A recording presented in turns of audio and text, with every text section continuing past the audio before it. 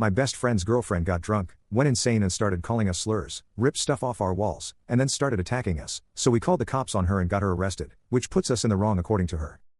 A few months ago my best friend Mark, 27M, moved his girlfriend Heather, 25F, in with us. My wife, Cindy, 27F, and I, 26M, were okay with this. Mark and I have been friends since elementary school. Right before Heather moved in she got herself pretty drunk that ended in a screaming match with her sister and throwing things at Mark. We weren't too happy with this, but Mark said he talked to her, and she wouldn't get to that point again. Well, on to the story. 2 weeks ago we were all hanging out and having some drinks. Mark and Heather were going a little crazy but they're adults so whatever. Well, Cindy and I decided we were going to start on dinner since Heather was pretty unintelligible and it was like 9 p.m. Mark started also working on dinner so I hung out in the living room while Cindy went to our room.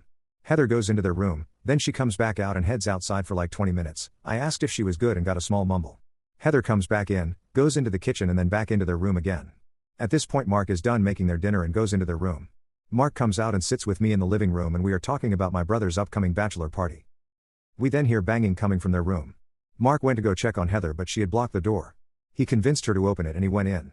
Heather starts screaming and yelling, continuing to slam things around. After about 10 minutes of hearing Heather yelling and Mark trying to calm her down I went in and told Heather she needed to calm down. She starts yelling some really weird and extremely racist things, that I won't put here.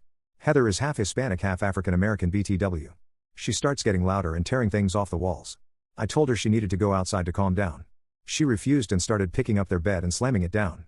I told her if she didn't stop we would call the cops so she could go calm down somewhere else and wasn't tearing things up. She just got louder and slammed the bed even more. I told Cindy to call the cops and tell them we needed Heather gone for the night. 2 cops show up and ask the 3 of us to step outside while they try and talk to Heather who just continues yelling.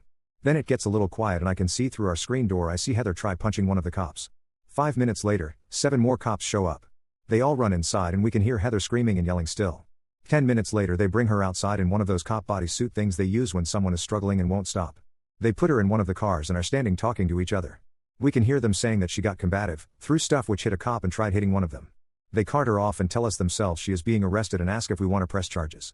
Since she didn't do anything to us we said no. The cops left and we cleaned up the mess in the living room and then hung out with Mark to make sure he was okay. Update. Heather was released the next day with a preliminary hearing set for last Thursday. We obviously spent so much time talking about what had happened. Mark said he was going to break up with Heather and spent that whole first week saying that. Then last week he said he isn't going to break up with her. I told him that's his choice albeit a stupid one, but she is not allowed back at the house at all, and he said he understood. 2 days before the preliminary hearing Cindy and Mark are subpoenaed to court. Sadly, I wasn't so this part is secondhand from Cindy. Cindy told me that because it's a felony the judge is passing the case on to district court for magistrate. I guess the DA went up to Cindy and Mark and said they could offer Heather a plea deal where she would basically be on probation with mandated therapy and mandated AA. Now whether the district judge accepts that is anyone's guess. I talked with Mark that night after I got off work and he said they had a long talk after that and are staying together but won't be attached at the hip. Mark also said Heather doesn't remember anything after we stopped hanging out. He has spent every day since then with her but that's his thing, so I don't really care.